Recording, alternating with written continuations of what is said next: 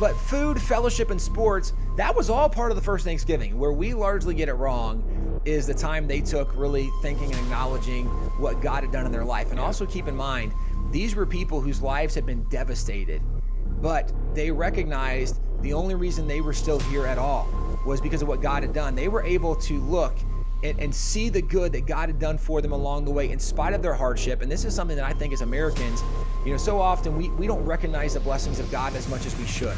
Welcome to Indie Thinker with Reed Huberman. You're about to make the jump from the dishonest mainstream media into free and independent thought from key thought leaders on the subjects of culture, causes, politics, and faith. Thanks for tuning into Indie Thinker with Reed Huberman. My guest today is Tim Barton. Tim Barton is the president of WallBuilders, a national pro-family organization that highlights America's history and heroes, with an emphasis on our nation's religious, moral, and constitutional heritage. Tim has been a guest on numerous national television and radio programs, including The Ben Shapiro Show, one of my favorites, The Glenn Beck Program, Louder with Crowder, TBN, Andrew Womack Ministries, Believer's Voice of Victory, and many others. And now he can add to that prestigious list, Indie Thinker, and basically you can just retire. So, Tim, thanks so much for being on. Well, I'm glad I've now made it. Yeah, you've arrived. Everything was building up to this moment. So yeah, thanks for having me on, man. I appreciate it. Absolutely, dude. So I'm really excited to have you on because I wanted to talk with you about Thanksgiving. So before we actually jump into that, I'll say Happy Thanksgiving to you. Well, thank you. Yeah, Happy Thanksgiving.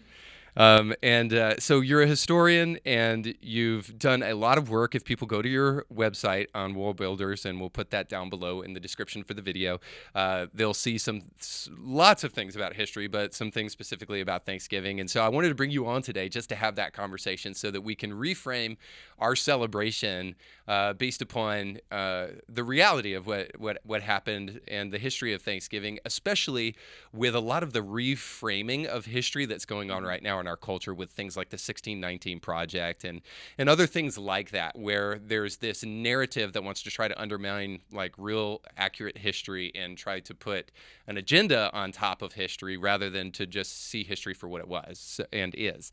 So I'm super stoked about having that conversation with you. So let's just start before we jump into any of the more lofty topics. Tell us a little bit about WallBuilders and what you guys do there. Yeah, so we do a lot with American history. Mostly we have a very unique collection of roughly 100,000 original documents, up to about 160,000 when you include some aspect of those documents, but almost all of it is from early American history. So it's considered the largest private collection of original documents. We have actual letters and journals from guys like George Washington or Thomas Jefferson, John Adams, Benjamin Franklin. So what we do is we go back to the original sources, where so often today, as you mentioned, we're hearing so many narratives, and oftentimes the narratives don't fit with the reality of what the original documents say, what the history says. And we've been in a culture for so long where, we grew up, and I'm saying this as someone who's almost 40 years old. I mean, we grew up there was a level of trust you had in institutions. Yeah. And so if your professor said something, you're like, well, it must be true. My professor said it. I remember having conversations with my parents when I had to help them understand just because it's on the internet doesn't mean it's true. Yeah. But, we grew up with kind of this institutional trust that, we generally trusted what people told us. And actually, come to find out, there were a lot of people who either had bad information or who had a bad character in what they were telling, right? Had an agenda. And a lot of what people are hearing today just isn't true. So we try to take those original documents and go back and tell the truth of American history from original documents. So therefore, we're taking our perspective largely out of it as much as we can and saying, this is just what the original documents say. Therefore, this is probably closer to what actually happened. Yeah, for sure. Okay, so that's great. So let's talk about why history is so important. So I'm going to read a quote to you, and then I'm going to make a statement. And I'd just like to hear you kind of respond to that, because I'm a history teacher myself, and I also learned bukus of history in my kind of traditional education from theological training, which you obviously dig into a bunch of patristic doctrine and patristic writing and church history stuff. So steeped a lot in history, and I fell in love with history. But this quote here, I think, in my mind, kind of illustrates for me the importance of history. I'd love to hear what you think about the importance of history. So this is from John Piper, and this is something he just recently said. And people will know by the tenor of what he's talking about. He's talking about Trump versus other things. So he says, I remain baffled that so many Christians consider the sins of unrepentant sexual immorality, unrepentant boastfulness, unrepentant vulgarity to be only toxic for our nation, while policies that endorse baby killing, sex switching, freedom limiting, and socialistic overreach are viewed as deadly. And so he's juxtaposing these two things here. One as just toxic, and he's kind of slapping Christians on the wrist for calling those toxic and not deadly, and then saying these are deadly. So the only, and I appreciate John Piper, but the only way that I think that you can come away with a quote like that is if you do not understand history at all.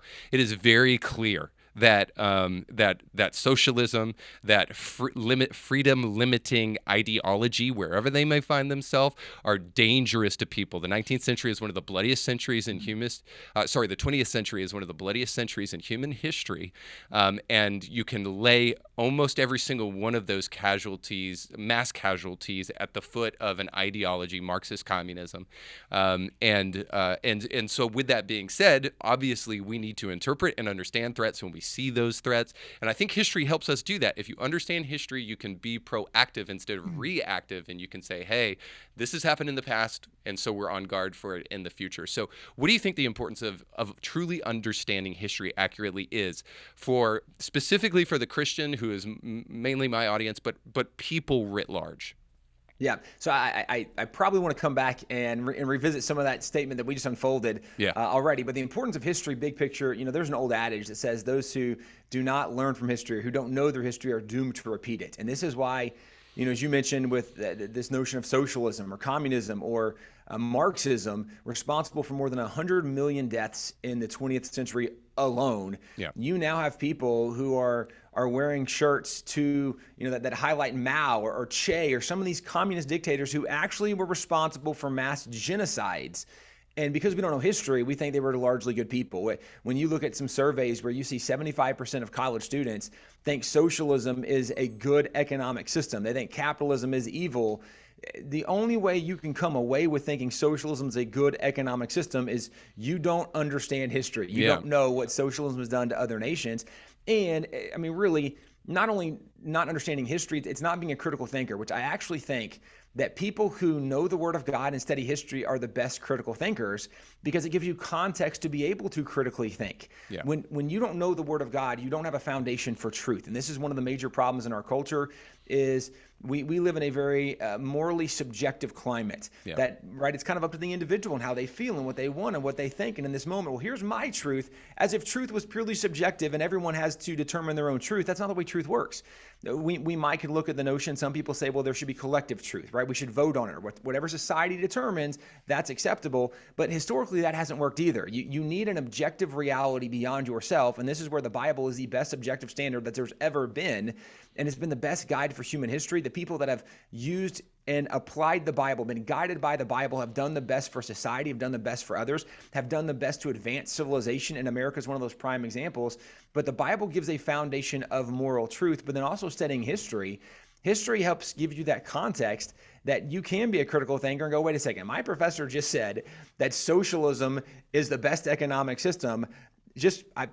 Thinking of history for a second, I would like to know, is there any nation in the history of the world that once they embraced socialism, pure socialism, that nation actually increased their individual prosperity or their individual freedoms? Because as an individual, I really like the notion of having money and that I can go and spend what I want and buy what I want and wear the clothes I want and get the vehicle and the food. And I like having money to give me choices. I also like the notion of freedom, that I'm able to make all the choices I want to make about where I'm going to go to college or where I go to church or what job I want to have. Every nation that's embraced socialism, it has decreased individual prosperity and individual freedom. And so if you care about money or freedom, you shouldn't be a fan of socialism. So knowing the Bible, knowing history helps give you context to be a critical thinker. And a lot of the choices that we are making right now, Solomon wrote in Ecclesiastes, there's nothing new under the sun. Yeah. And there's a lot of people who think they're coming up with these brand new, fresh ideas, right? Then the notion that, well, the people who failed with these socialistic policies before, they didn't do it right. As if you're going to come up with this brand new idea. No, there's nothing new under the sun. The same human nature exists. The same flaws exist. The same imperfections in humanity exist. And so you're going to come up against the same problems. When you go back to like Jamestown, go back to the Pilgrims, they actually tried the experiment of socialism, both colonies, and both of them had incredible failures with socialism. And if anybody in the world could have really made socialism work, it probably would have been the Pilgrims, because those are the people who came over like with a Puritan work ethic, right? They worked really hard. They were a Christian community. They brotherly love. They shared together equally. And after a couple of years, they realized this system really isn't very good, and they changed that system. This is where learning from history, we would not be putting ourselves in a position to repeat the mistakes that people have already made before. So I was told one time by a professor in college, and it stuck with me really well, is there's two ways to learn lessons. Either you can learn the hard way from your own experience, or you can learn from other people's experience. That's what history does. Yeah. The more we study history, the more we can learn lessons from other people's experience and not have to go through those hard experiences ourselves. Yeah, that's great. And so I do want to dig into a little bit further on Jamestown and Plymouth. But before we do so, I want to kind of interact with what you just said, but I know that we will talk about this forever. So I want to give you a chance. You said you wanted to jump back to the actual quote that I quoted. So I want to give you an opportunity to kind of respond to that if there was something you wanted to say. Yeah, so certainly a person like Piper, Pastor Piper, obviously has an incredible foundation in theology. Yeah. With it being said, I think one of the things that's interesting is, even as people that study the Bible and study history will know, is that so often the people God chooses to use in mighty ways were people who had some of the greatest flaws. Mm-hmm.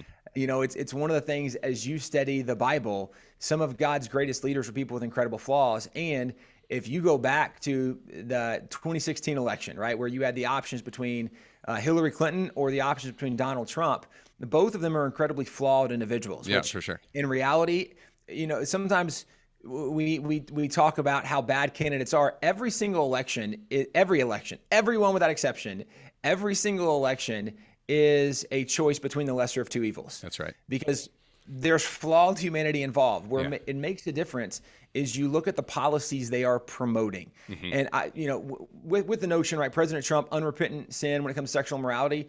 Okay, there's no doubt that man has a lot of sin in his life.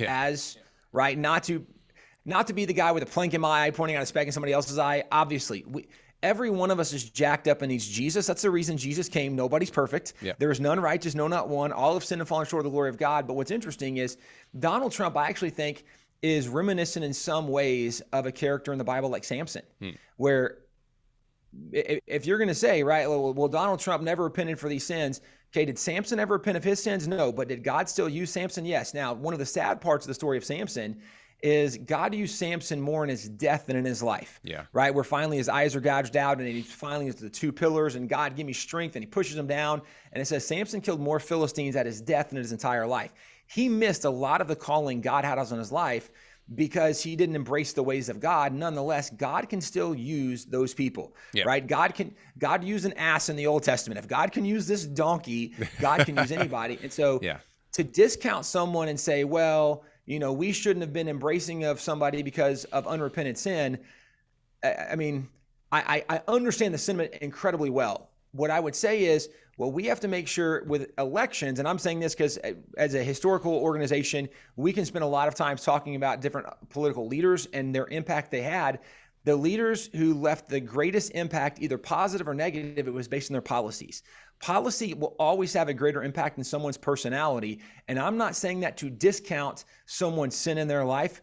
As a Christian, I do care that we have people that want to reflect a godly standard, because we know when the righteous are in authority, the people rejoice. When the wicked rule, the people groan. We know that righteousness exalts a nation, but sin is a reproach to any people. We want righteousness in office, but righteousness in office is much more reflected by righteous policies than by the personality, by the tweeting, or by the past sin in someone's life. And again, I'm not saying that to excuse it at all, because certainly as a Christian, we recognize there's a lot of ungodliness that was there. Yeah.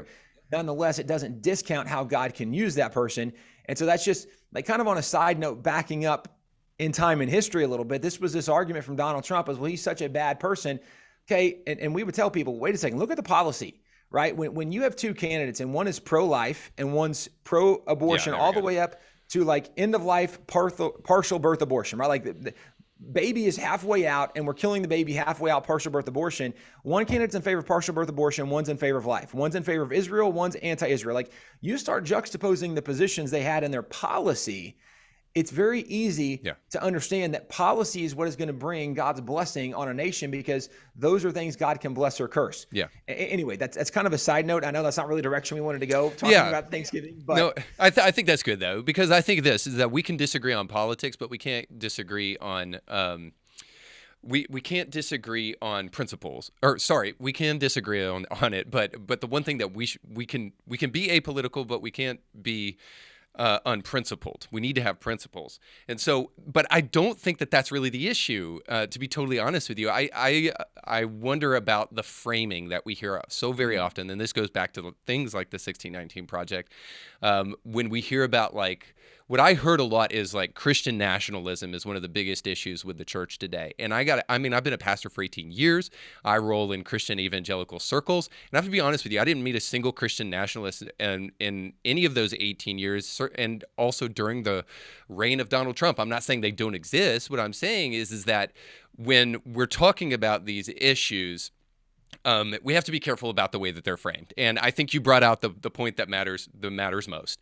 When we're talking about the single issue of abortion, it is okay to be a single issue voter. When we're talking about the death of millions of babies, then I think shame on the Christian who says, oh, you're just simplifying things, don't be a single issue voter. No, I think that issue matters among all of the issues. But the point of all that is to say history matters. And if you care about history, you'll understand that any freedom-limiting, socialistic-leaning tendency in America is a threat and needs to be dealt with. And I mean, God bless them, evangelicals for Biden. Now you get to see the fruit of your labor. I mean, it's undeniable that things are getting further and further into the toilet from an objective standpoint, but also I think we're seeing some socialistic leaning, some radical policies starting to unfold. So that being said, let's dig into American history, because I want my audience especially to be as informed as possible about who we are, because that's really been what's at the center of all of this, right? Who we are as Christians, who we are as a nation. And so I first stumbled upon your work when you were on a podcast and you were talking about the difference between Plymouth and Jamestown. So could you try to illustrate some of those differences for us? I know there's a lot, and I know that's a big subject, but I think most people understand American history through the lens of Jamestown, but they don't know anything about Plymouth. So I think it's important for them to know about both. Yeah, so it's a really good question to ask right now, because one of the things that is a system being taught in education right now is the 1619 Project. The 1619 Project, probably everybody knows. 2019, the New York Times came out with a special edition, and they were highlighting the history of America, and they said America started, honestly, in 1619, because that's when the first shipload of slaves arrived in Jamestown, et cetera. Now, they really oversimplified a lot of things, and they got so many things historically wrong. It was boggling, right? They get a Pulitzer Prize for some of the worst history ever, when you had even leftist, like really leftist professors coming out saying, yeah, this is just bad history. Yeah. But it's important that right now we're hearing America was fundamentally a flawed and evil nation, and we're learning that lesson at the telling of the story of Jamestown. And so it's worth noting that if you look back in American history, it's a little bit like Charles Dickinson's novel, The Tale of Two Cities, that America was not merely founded in Jamestown. There were two major early colonies, Jamestown and Plymouth. Now, just a historical record, Jamestown was not founded in 1619. Jamestown was founded in 1607. Mm-hmm. Jamestown was founded as a Christian colony. They were Anglicans, and Anglicans was the official religion of the kind of official version of Christianity under the king.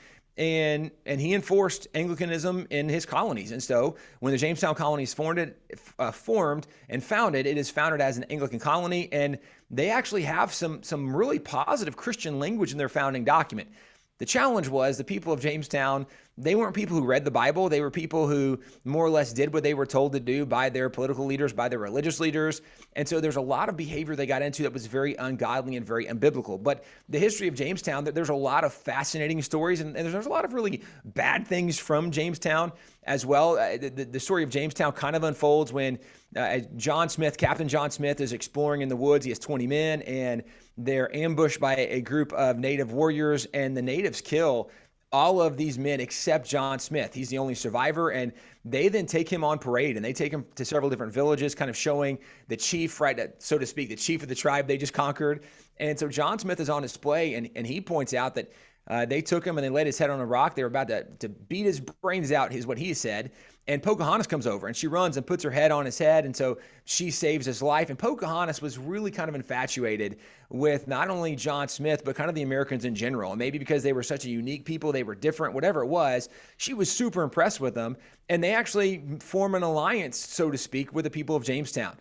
As this unfolds, the people of Jamestown, they've grown up living in a colony where socialism is the norm, in the sense that nobody really owns private property. Under the king owns all the land, and the king would give land to certain lords or nobles, and then the lords and nobles would hire people, the serfs and the peasant, and they would come work for these officials. And at the end of the day of you working, you'd be given some food, you'd be given some money, but you were taken care of for your labor.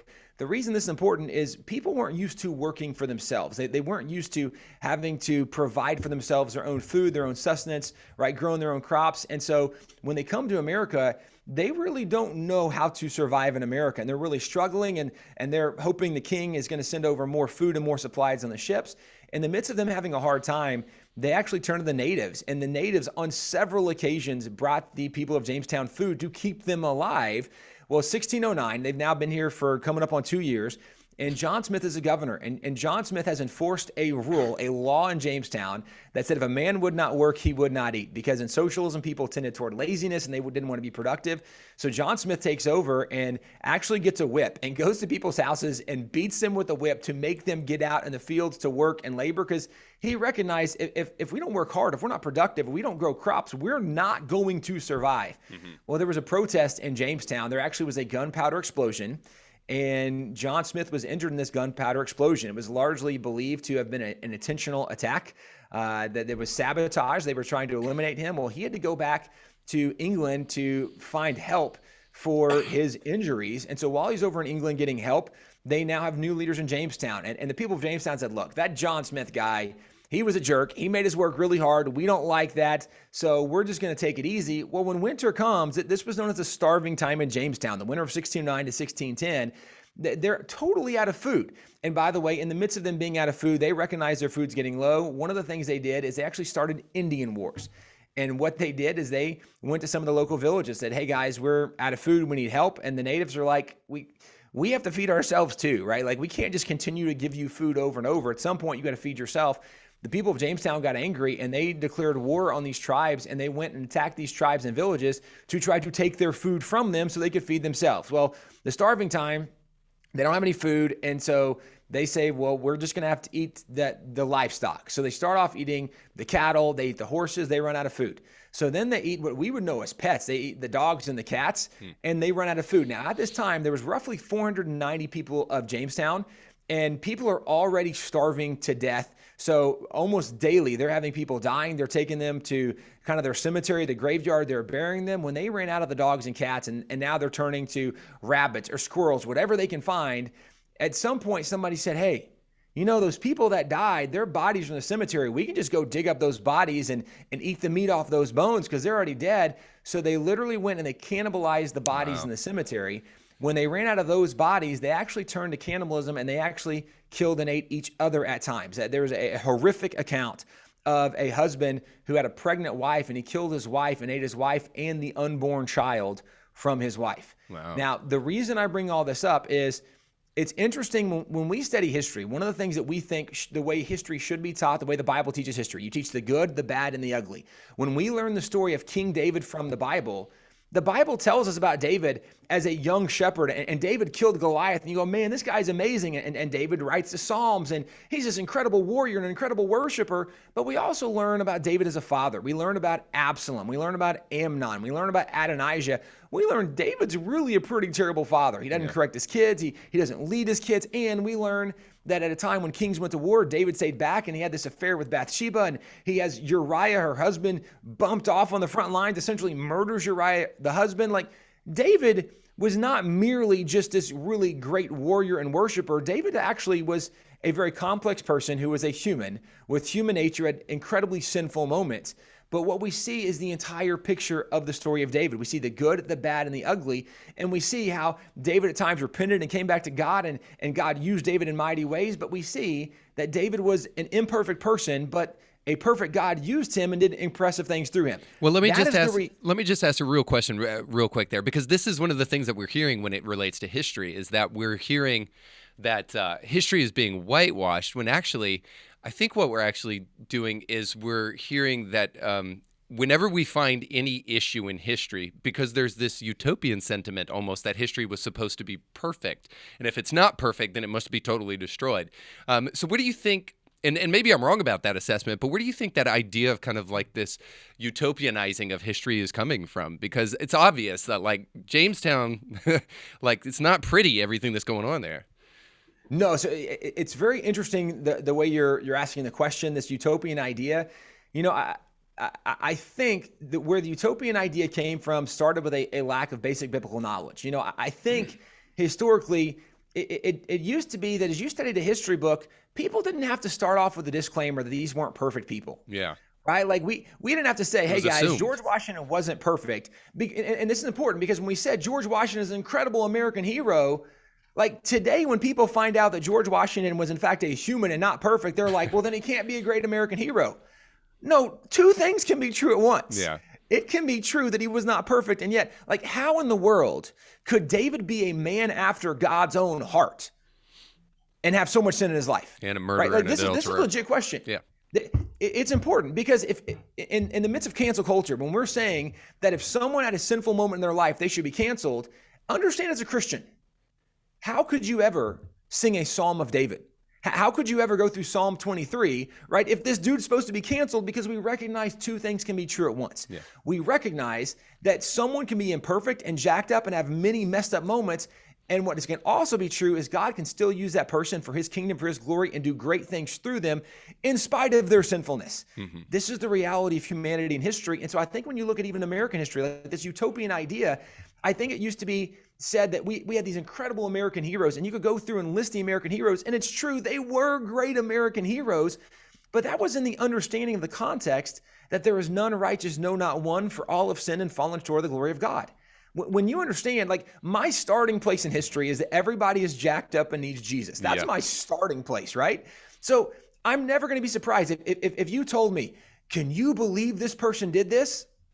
Yes. Like, I will always believe. You know what's funny about that is you're a historian too, and history teaches you that, man. It's like if you know history, you don't look at Nazi Germany and you're like, those evil people. You think to yourself, boy, if the human heart is capable of that, what am I capable of? But we don't seem to do that with history. Yeah, and this is where I think, too, some of it's getting away from just basic biblical truth. Yeah. Where, you know, we live in a culture now, when you reject biblical truth, right, we know now the majority of Americans think that people are basically good. Well, that's not a biblical position, right? The biblical position is we are sinners in need of a Savior. So we're not basically good. We're basically sinners. We're imperfect people. We have flesh. And until we learn to crucify the flesh, right? Until we come to Jesus and we have a regenerated heart through Christ Jesus, where old things pass away and all things become new, until that moment, we're not basically good people. And like, depending on the way you determine your theology, like maybe even arguably after that, like maybe even after that, you're not basically a good person. It's only, right, the work of Christ in you. It's his blood that covers you. All that being said, is people that know the Bible, they, I think, have a better perspective of this, where people that don't know the Bible, that have been told, well, these are great people, then for them it's a shock when they find out they weren't perfect and they had sinful moments in their life. And then they're like, well, we should cancel that person. And this is a very inconsistent position, because if the idea or the logic is that we should cancel everyone who wasn't perfect, then everyone in the history of the world will be canceled, with the exception of Jesus. And that's probably okay on some level, but like, it doesn't make sense. The people that want to cancel the imperfect people, they would be canceling themselves if they were intellectually honest and just thought through what they're arguing. But I think this is part of where that thought comes from, that when you don't have the biblical foundation that teaches that we are sinful men who need a regenerated heart through the blood, the sacrifice of Jesus, if we don't have that position, then I can see where someone would come to this thought thinking, well, people kept saying how great America was, but America wasn't great. Look at all these sinful moments. Well, both things can actually be true. Yeah. That there were some incredibly sinful moments in our nation's history, and yet God used people in incredible ways to advance civilization, to advance society, to advance equality in this nation, unlike almost any other nation in the history of the world. So this really is a special nation with incredible heroes who were not perfect people, but they were people used by a perfect God, and that God did great things through them. Yeah. So if you don't appreciate God, I think then you emphasize the negative and you totally underestimate the positive. Yes. And it seems to be happening a lot, right? So let's talk about Plymouth, because while there are obvious imperfections with everything, there seems to be a different kind of thing going on with the way that Plymouth was founded. Yeah, and let me too, so to highlight Plymouth, let me finish the thought of Jamestown. Yeah. So what's interesting about Jamestown, like the 1619 project, right, talks about, that's when the first shipload of slaves arrived in Jamestown. What's interesting about this thought is that actually, even though that first shipload of slaves arrived in Jamestown, in 1619, slavery was illegal in Jamestown. It was against the common law. Like, you can look this up. Like, we tell people, don't take my word. Anything I'm telling you, don't take my word for it. Go look it up. One of the reasons America is in the troubled situation we are in is because for far too long we've just trusted the experts to tell us what was true, instead of being like the Bereans in Acts 17 and saying, hey, let me look this up for myself, right? Like, I know you're the Apostle Paul, but I'm still going to get the scroll out and verify what you're saying is true. I would encourage people, don't take my word for it. Go look it up. In 1619, slavery was illegal in Jamestown. So when that first shipload of slaves arrived, they became indentured servants. And this is a very different scenario. As an indentured servant, you worked for a determined period of years. At the end of those years, you were given your freedom. And in the Jamestown colony, you were given land. So all of those original slaves became free landowners in America. And some people might argue, yeah, but they were still slaves for those years. They were indentured servants. And so maybe they were treated as slaves. Maybe they were treated poorly. Now, I don't think there's really historical evidence for that, but just for the sake of argument, let's say for those 7 years, for example, let's say it was really bad for 7 years. But also keep in mind, those slaves had been on a Portuguese slave trading ship. That Portuguese ship was attacked by 2 British privateer ships. Those British privateer ships took the slaves off, and that's one of those ships came to Jamestown, and that's where they unloaded those slaves at Jamestown. Had that Portuguese ship been able to go on, it was heading to either the Caribbean, Cuba, maybe Brazil. Had that ship arrived where it was going, what was the average lifespan of the slaves in those other nations? And it was only like 1 to 3 years. Wow. Had they gone anywhere else, they likely would have died as slaves. They never would have had a chance to get freedom or be a free landowner in America. And the reason I point this out is, like, even the way we're telling the history of Jamestown, we're lying about Jamestown, and part of what happened to try to make Jamestown look bad. And my point is, if you want to make Jamestown look bad, just tell the honest story of Jamestown. Yeah. Because you will see the sinful moments of Jamestown and go, man, those people were not always really good people. That's the reality of history. Yeah. You don't have to lie about history to make something look bad. If you just tell the honest story, you will find the bad moments, because there's good, bad, and ugly in the whole story. But this is where Plymouth was so different. The people of Plymouth, right? The Pilgrims, they were actually a church congregation that had been in England, then they went to Holland, and then from Holland they come back, get ships in England, and they come to America, to the New World. It was largely a church congregation, and they were striving to live life differently. Governor Bradford, a famous name from the Pilgrims, right? William Bradford, the longest lasting governor of the Pilgrims, he actually in his journal talked about how as their own people, they would spend hours in the Bible a day, 6 to 8 hours a day, trying to study and learn from the Bible. And this is where, when you look at the Pilgrims, when they arrived, everything they did was different than Jamestown. The Pilgrims, when they arrived, they'd actually been trying to get to Jamestown because that's where they had been given permission by the king to go. Their charter was to go to Jamestown, but providentially, because when initially they were coming, there were 2 ships, the Mayflower and the Speedwell. The Speedwell had holes, and they had kept turning back and trying to fix the ship. And when finally they decided, we're just going to take 1 ship and go to the New World, it was really late. They'd lost several months in their journey. So when they arrive in the New World, they're going to arrive in winter. So that's a hard time to show up anywhere for your first time. But there was a winter storm, and the winter storm blew them north, so they couldn't even make it to Jamestown. So now they're going to have to dock ship, an unknown, uncharted area. They don't know what's going on. But interestingly enough, they recognize before we get off the ship, we need to have a covenant between ourselves, a covenant with God, and they write the Mayflower Compact. And in this covenant, they actually said that part of the reason they had come, and you can read this, it's like in the first paragraph. It says, for the glory of God and the advancement of the Christian faith is why they had come to the New World. Well, when they get off that ship and they start trying to survive, they had actually heard from the people of Jamestown how the natives could be really mean, because that was what the Jamestown people encountered when they had started wars with the people of Jamestown or with the natives. And actually the natives, the first encounter with John Smith and his men, where they had attacked some of his men and they actually killed everybody but John Smith, they had heard all these horror stories from the people of Jamestown. And so they had really negative expectations. But the first native they meet is Somerset.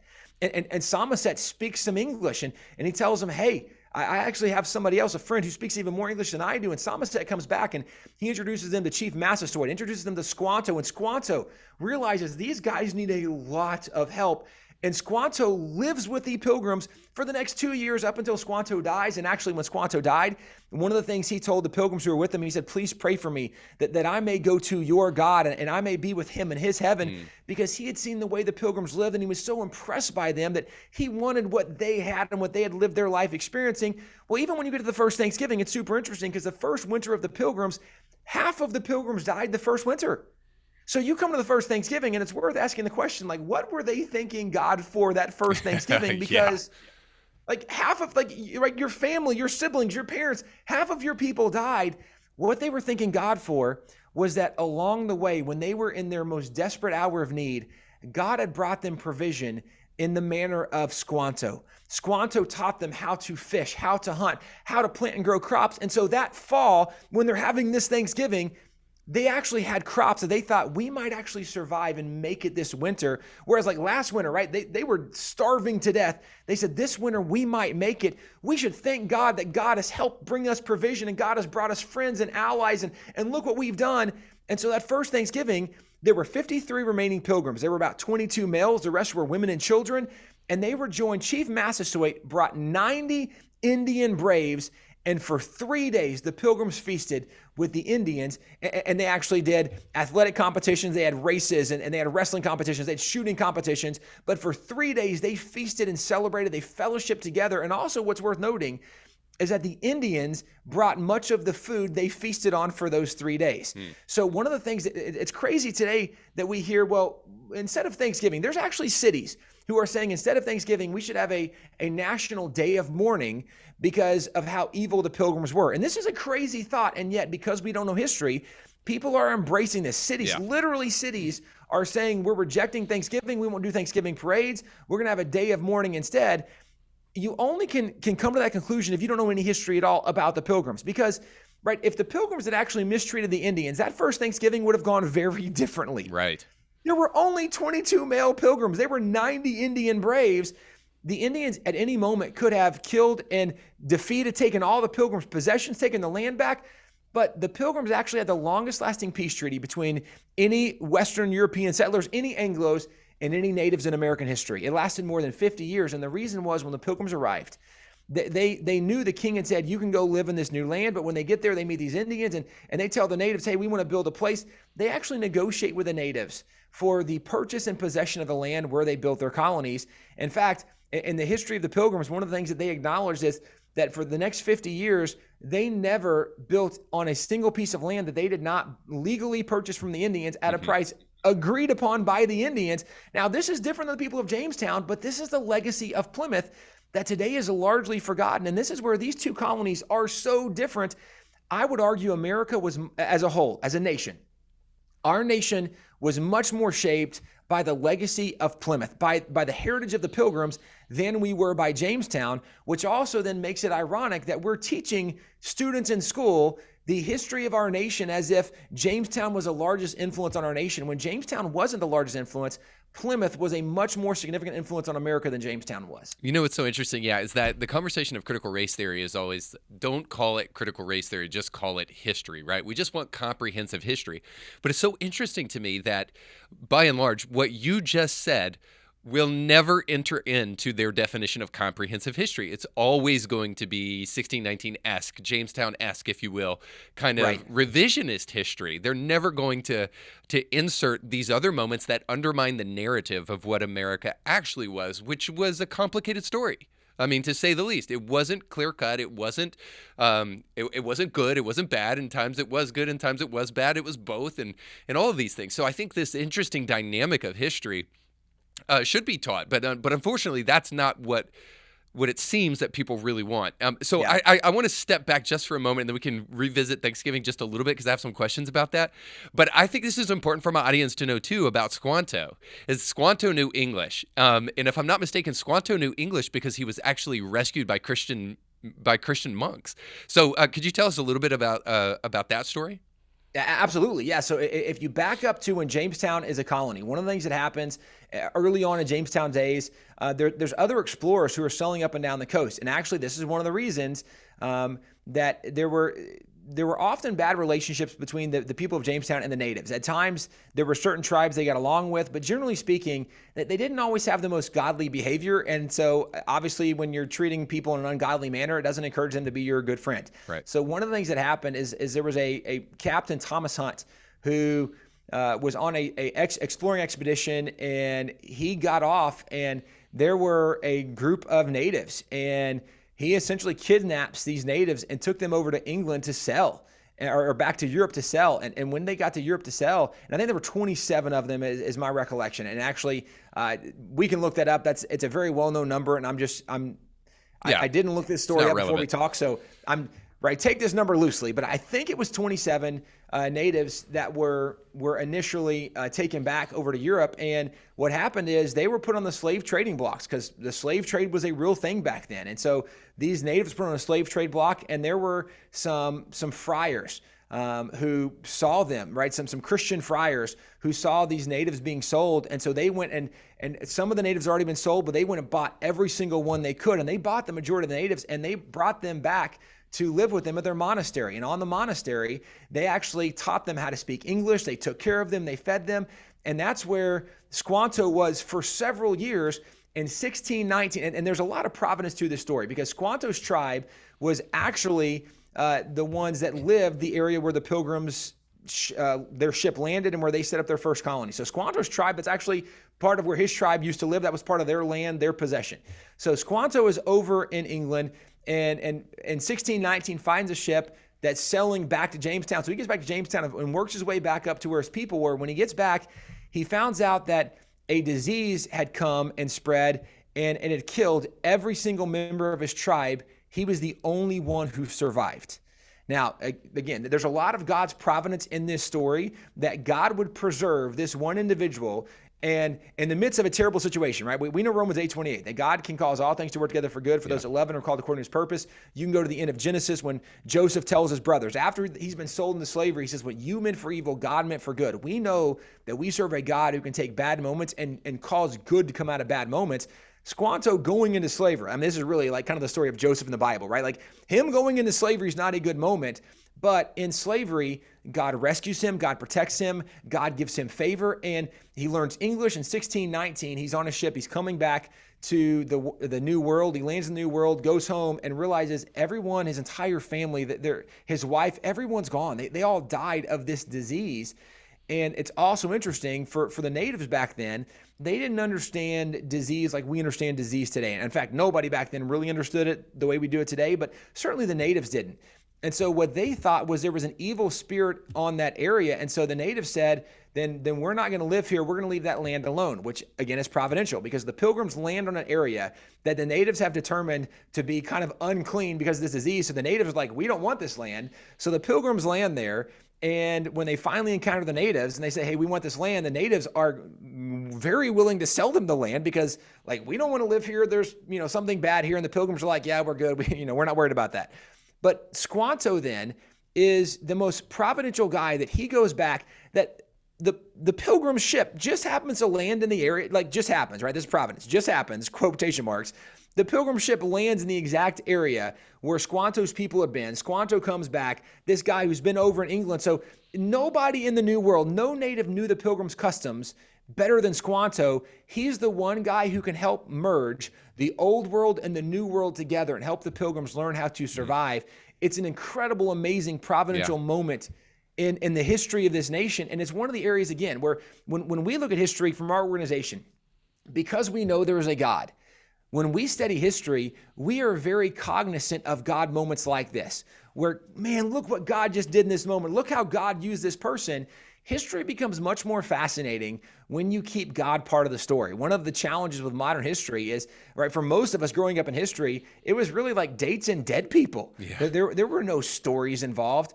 The reason that we can read and be fascinated by the story of Joshua or Caleb or David or Paul or Elijah, or like you pick these heroes from the Bible, why we're fascinated with their story is because it tells us their story, but their story includes the God moments in their story. And the story of history it's an inaccurate story if you exclude God, but it's always a much more fascinating story when you recognize the God moments. 100%. And this is certainly one of those things that when you study the history, especially of the Pilgrims, it's very easy to see the God moments when God showed up and helped them and providentially moved on their behalf or brought them friends and allies along the way.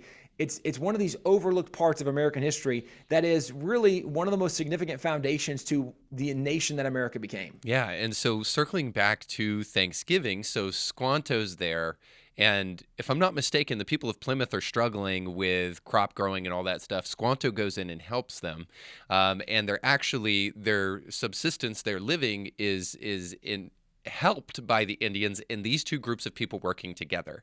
And so that first Thanksgiving is a celebration of God's providence. It's a celebration of the fact that though they've experienced great turmoil and difficulty, those who are there are alive, and they're able to celebrate together with Native Americans the relationship that they've built, helping one another out, which is, again, just like the modern revisionist understanding of this is just that, like, that white people came in, stole everything from Indians, kicked them out of their homeland. But there's no understanding of the greatness of this celebration and how it was a meeting together of two people from two totally different worlds and how they came together to help each other survive, which I think is such a powerful celebration for us. It is, and it really should be something that, as we look at the legacy of Plymouth, and first of all, there's, as you mentioned, incredible unity that we should be able to celebrate, that God was able to bring people together, and God helped them together to benefit each other in a lot of regards. But it's also worth noting, one of the legacies of Plymouth is when you look at even from Plymouth, there were other settlements and colonies that went out. Like Roger Williams went to Rhode Island, Thomas Hooker went to Connecticut. You had different people going to different colonies, but what's interesting is, because the people from Plymouth were people of the book, they were people who studied and knew the Word of God, they understood that the single issue covered the most, arguably, in the Ten Commandments is the issue of private property, because you're not supposed to steal, don't even covet what somebody else is. Everybody who left Plymouth and went and started their own colonies, they actually purchased that land where they built their colony from the local tribes where they were. In fact, it ggets fascinating when you get to a guy like William Penn. William Penn's father was the Admiral William Penn, who had won many victories for the king over in England, and the king kind of owed him a commission for these victories, and the king said, hey, what if I just kind of give you this new land, and I'll name it in your honor, we'll call it Pennsylvania. Well, William Penn was the son was a Quaker, and so there was a lot of frustration between him and the king. He was in prison many times, because back then you were only allowed to attend the Anglican church. When William Penn is a Quaker, they kept having Quaker meetings, and that was illegal, so he was thrown in prison. So his father finally kind of negotiates with the king and says, hey, how about we do everybody a favor? You let my son out of jail. We'll send him over to my property in the New World. That way I'm happy because my son's not in jail. You're happy because he's not here. It's a win-win. And so this is kind of what happens to get William Penn and actually many of the Quakers coming to Pennsylvania. What's interesting is when William Penn gets to Pennsylvania and they begin building their colony, their settlement, William Penn bought that land from 3 different tribes. Because when they're building it, the first tribe comes up and they say, what are you doing? We're building here. Well, this is our land. Oh my gosh, I'm sorry. Can I buy this land from you? Buys it from the first tribe. A second tribe comes and says virtually the same thing. And then a third tribe comes and says virtually the same thing. William Penn bought that land from 3 different tribes because those 3 tribes had all been warring tribes and they had battled over who actually owned the land. But here's what's significant. It would have been very easy for William Penn to go, guys, the king gave this land to me. This was a gift to my father. All of this land is mine. But that wasn't the position that the people from Plymouth took. Now, that was something people from Jamestown, that was more of the mantra of Jamestown.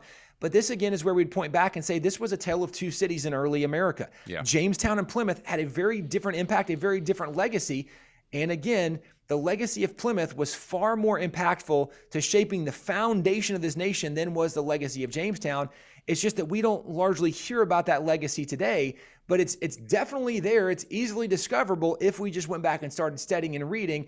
And again, this is where we would encourage original documents, because when you study original documents, it's a lot easier to get past some of maybe the persuasion or the political agenda that maybe current professors might have in their writing. 100%. So I want to ask a personal question now, kind of on a personal note. With knowing, and this is true of me too, it impacts the way I celebrate, knowing history impacts the way I celebrate Christmas and other holidays. Knowing history as you do, is there any recommendations you'd give, especially Christians, but really just people who care about history, in the way that they celebrate Thanksgiving this year? Maybe something that's carried over from that original Thanksgiving celebration, or maybe something that even that you guys have adopted in your home that really underscores the importance and the nature of what that first Thanksgiving was really all about. That's a great question. I think probably an area we do get this right in some regards to the original Thanksgiving. Generally in America, we do a pretty good job with food, with fellowships. We have no problem with food in America, yeah. Right? Like, yeah, I mean, generally speaking, we're going to have a feast, and actually leftovers, they're amazing. I'm a fan. But food, fellowship, and sports, that was all part of the first Thanksgiving. Where we largely get it wrong is the time they took really thinking and acknowledging what God had done in their life. And also keep in mind, these were people whose lives had been devastated, but they recognized the only reason they were still here at all was because of what God had done. They were able to look and see the good that God had done for them along the way in spite of their hardship. And this is something that I think as Americans, so often we don't recognize the blessings of God as much as we should, where we know the story where Jesus healed the 10 lepers. And it says, all right, go present yourself before the priest. And only one comes back and he says, didn't I heal 10 of you? Yeah. Where are the other 9? We're not always very good as Christians in general, but certainly not in America, at remembering to thank God for what God has done. And so one of the traditions we do in our family, and we have extended family, we get together, so all the aunts and uncles and cousins, and we get together and we'll have a big meal together. Before we eat the meal, we take time, we go around the entire room, and everybody says, what are you thankful to God for what he did for you this year? And we name some things that we recognize that God did for us. And I think where we've lost some perspective, what the Pilgrims used to do, the day of Thanksgiving was really a day of thanksgiving. And only after they had taken time to give thanks and acknowledge God and be grateful to God, then they spent time in the food and the fellowship and the sports. And I think the thing that probably we need to recapture the most is remembering that the first Thanksgiving wasn't thanking God for abundance. They didn't have abundance. Yeah. Now, certainly if you have abundance, you should thank God for abundance. That's awesome. But they had enough. They said, I don't think we're going to starve this winter. That's a crazy thought, that they weren't thanking God that their cup was running over. They were thanking God they had something in their cup because they had a chance to make it. And they knew without God, they wouldn't even had something in their cup. And had God not brought friends and allies along the way, it's a different perspective that I think as Americans, sometimes we get very spoiled, and we get very used to being very spoiled with the blessings and abundance we have in America. And I know that's not everybody. There's probably people listening right now who are thinking, man, that's not my life. I'm not living in abundance right now. We can still find things to thank God for, even if our cup is not running over, so to speak. We can still recognize that God has been moving in our life. God has been working on our behalf. God has not abandoned or forsaken us. There's a lot of promises of the scripture we can still cling to. And I think we ought to do a better job at being grateful and thankful to God for who he is, for what he's done for us over this past year. That's awesome. Yeah, we need to put the thanks back in Thanksgiving. That's simple, but so great and so apropos. The only other thing I would throw in there, just kind of on a personal note, is I think probably helping you put the thanks in that Thanksgiving is because we are so blessed with abundance. And I think a lot of the ailments that we're seeing in America today come from a removal of God as the center of our focus, and then also to abundance in the midst of that. We don't find ourselves grateful for things. So I think another thing that people could do for this Thanksgiving is to go find a place to serve. Go find a place to help the homeless community, make sure that they've got a Thanksgiving meal, food on their table prior to Thanksgiving or on Thanksgiving Day. I know there's lots of opportunities to do, and I try to do that with my family. And I think that is a reminder to be thankful for what you have, no matter what state that you're in. Thankful that you have the opportunity to give.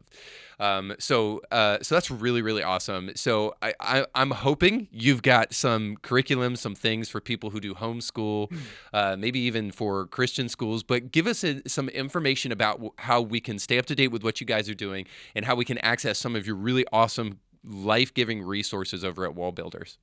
Absolutely. So the best place to go, first of all, is wallbuilders.com. We have so many resources there. And again, everything we've been talking about, I encourage people, don't take my word for anything I'm saying. Go look it up. On our website, we actually have a link. It's for library. Under library, there's original sources. You can go look these original sources. We have more than 100,000 artifacts and documents from before 1812. So early America Foundation. We actually have some original things from the actual Pilgrims that came across on the Mayflower. So some really cool stuff in our collection. But you can get on our website and read a lot of that. We're all over social media. We have a daily radio program. So there's a lot of ways people can find us and connect. Probably one of the best resources I would recommend for some of this conversation, but also recognizing where we are in culture. We have a book called The American Story.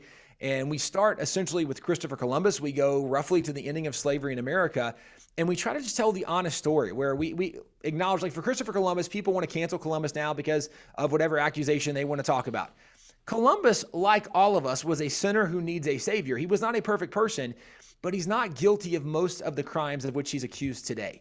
And so what we do is just go through and we just tell the story, the honest story, kind of like the story of Jamestown, the story of Plymouth. Just tell the whole story, the good, the bad, the ugly, like the Bible does with the Apostle Paul. The Apostle Paul was a murderer of Christians, and then he encountered God, and then he was an amazing leader in the church and really shaping, right, the movement of the church, writing the majority of the New Testament. You can just tell the honest story, and in the midst of the honest story, also recognizing how God showed up in that moment and what God did to change his life and use him. That's what we try to do largely in the American Story, is we highlight the moments where it's very obvious God showed up. In fact, we even include, there's over 1,000 footnotes. And so we include many times those statements from those individuals themselves when they acknowledge that God showed up miraculously in this way and what he did, et cetera. So it's a great way to study and learn American history. It's written in a narrative form, biographical form. So it's very easy to read and go through. It's not a dead, dry history book with just dates and dead people and names. Yeah. It's a lot more fascinating. But there's a lot of stuff on our website. Wallbuilders.com is the best place to go. Awesome. So I'll link to the store, too, in the description for this so that people can go straight to that book and grab that. And then one of the things I always try to do for my guests is I'll buy some books and then give those away to our email subscribers, but you got to be on the list for that. So go to indiethinker.org and sign up for that. But yeah, man, I'm so thankful for your voice in the world and in our nation. I think the truth is way more provocative and way more interesting than kind of the fabricated lies that we're telling ourselves today. So thank you for everything that you're doing in the marketplace of ideas. Reed, thanks so much, man. I appreciate it. Yeah, absolutely. My pleasure. Don't forget to like, subscribe, and share. Thanks so much for watching. Our thanks again to our guests for being on the show today. Indie Thinker with Reed Uberman was brought to you by our sponsors. If you like what you heard today, please do us a big favor and give it a 5-star review and like it and share it with friends. And if you want to hear more awesome guests, make sure to check out past episodes. Indie Thinker is a nonprofit paid for by our sponsors and the generous gifts of people like you. In order to hear more great guests like you did today, please consider giving a tax-deductible gift by going to indiethinker.org. And just remember, your voice matters, but infinitely more when you think for yourself.